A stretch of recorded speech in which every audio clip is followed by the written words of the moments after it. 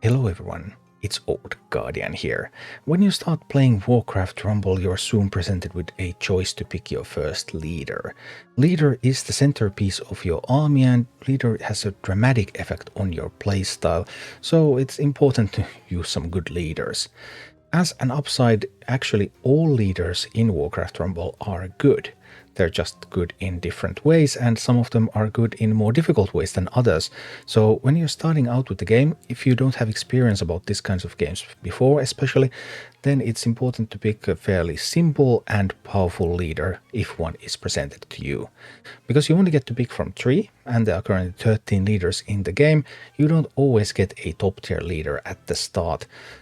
But in this video, I'm going to take a look at all of the leaders and I will rank them based on how I would choose the leader if I was starting out with these kinds of games. So strong and simple rather than strong and difficult or mediocre and difficult. So let's take a look at all of the leaders and what are the top picks.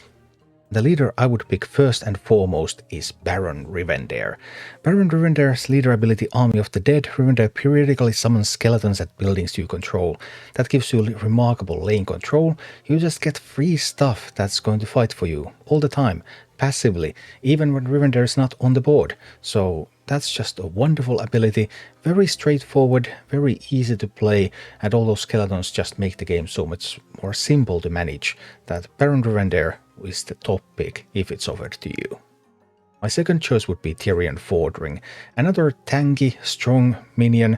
Holy Light heals all nearby friendly units, so Tirion also heals others, so your units become more durable.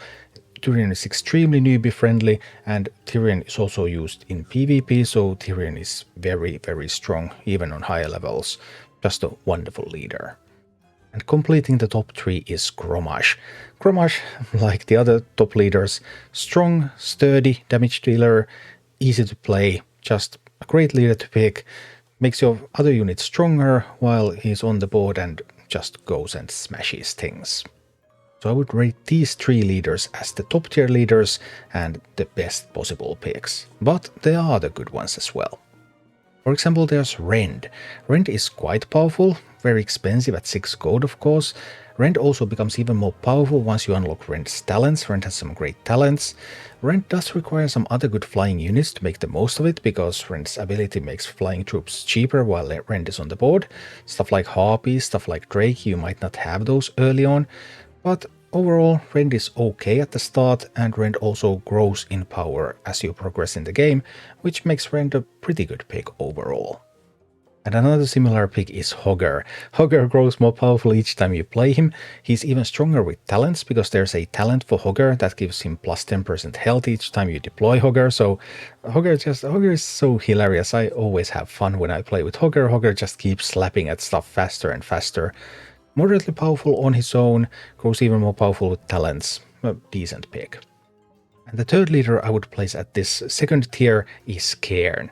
Cairne is a sturdy tank. Cairne has an AoE damage attack, so that's pretty sweet. Cairne benefits from having Horde minis in your team, because he has Earthen Might. Your Horde troops have 20% increased health. Early on you might not have that many Horde troops, so you don't get to do the best possible things with Cairne, but still Cairne is fine.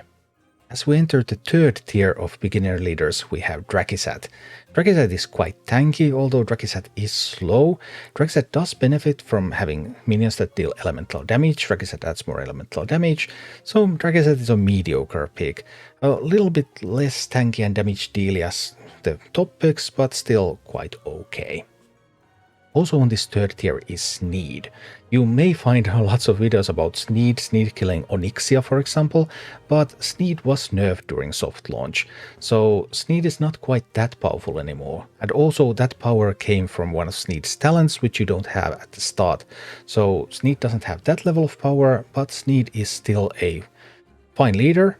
Benefits from talents, benefits from specific gameplay with siege damage minions, because you gain more gold when you have siege damage minions, so you might again not have the synergies to play with Sneed properly at the start, which makes Sneed a mediocre pick, but still a fine choice. And the third leader I would place at the third tier is Old Murk-Eye. Old Murk-Eye is great for swarming strategies, a little bit weak on its own, but you can do swarming strategies with any minis with Old Murk-Eye. It's just a very specific play style, where you amass gold so that you have 10 gold, then you play Murk-Eye, then you rapidly play your other minis so that you will get a lot of Murlocs, and then they will attack in these swarms. Overall, a tremendously fun leader. I've had a great time with Murk-Eye. Also really good in many bosses that require swarming strategies, but then again really weak in bosses that require high health strategies.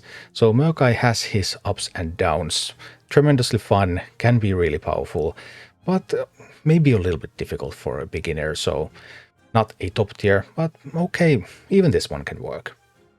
Then we come to the 4 weakest leaders for beginners. Note this is especially for beginners, because these have been used in very high level as well. First there's Maiev, Master Assassin. Maiev's cost is reduced by 1 for each unbound troop you play. Okay, but you don't necessarily have a lot of unbound minis at the start.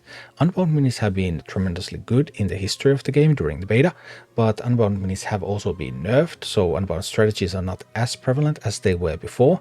So not having that support and having the strategy that was overpowering and has been nerfed means that Maiev is not a great pick for a beginner. And then there are a couple of spell-based leaders. The better spell-based leader is Jaina. Jaina, of course, well, spell-based leader, so requires some powerful spells to be good.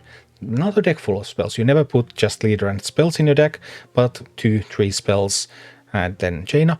Jaina makes spells stronger while Jaina is in play, so requires a bit of work on getting Jaina, keeping her alive long enough, then being able to use those spells. So not great for a first pick, but some people have had great success with Jaina later on.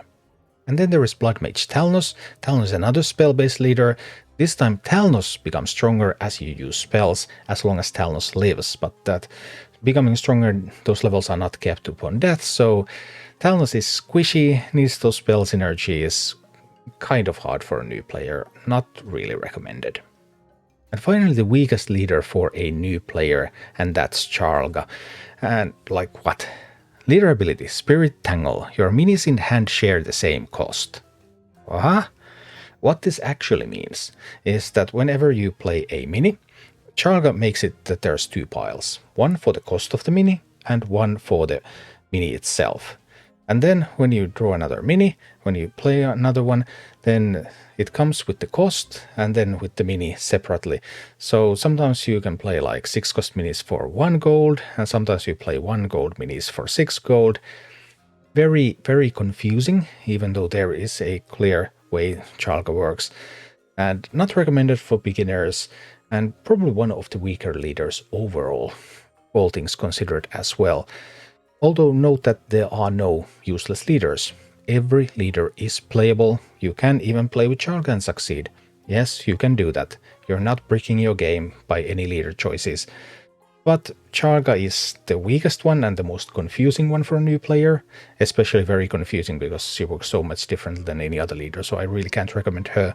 Then those spell-based leaders require quite a bit of synergies. Then there's some other leaders that also require synergies or talents to really shine. And then we get into the top 3, which is the Rivendare, Tirion, Grommash, which are just fabulous, very easy to play, very straightforward, and will help you a lot. So if you can get one of those 3, congratulations, you're off to a great start. If you can't, because you only get to pick from 3, don't worry, you're not breaking your game. You will still succeed. Thank you for watching. Click like and subscribe if you enjoyed this, and a special thanks to all of my Patreon supporters, YouTube members and Twitch subscribers who make all of these videos possible.